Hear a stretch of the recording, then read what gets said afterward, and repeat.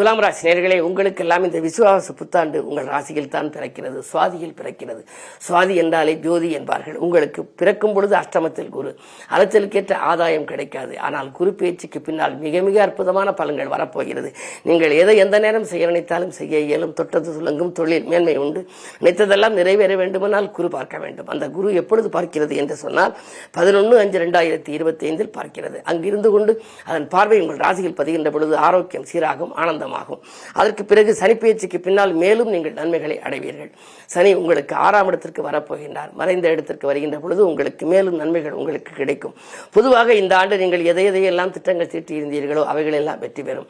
ராகுகேது பேச்சு, குரு பேச்சு, சனி பேச்சு ஆகிய அத்தனையும் நன்றாக இருந்தாலும் கூட குரு அதிச்சாரமாக கடகராசிக்கு வருகின்ற பொழுது, அதாவது 8/10/2025 10லே குரு வருகின்ற பொழுது பதவி மாற்றங்கள் வரலாம். திடீரென பதவி மாற்றங்கள் உத்தியோகமாக இருந்தாலும், பொது நலத்தில் இருந்தாலும், பொது வாழ்வில் இருந்தாலும், அரசியலில் இருந்தாலும் வரும் மாற்றங்கள் மனக்கவலையை கொடுக்கலாம். இருந்தாலும் கூட குருவை நீங்கள் வழிபடுவதன் மூலம் அதில் நிவர்த்தி உங்களுக்கு கிடைக்கும்.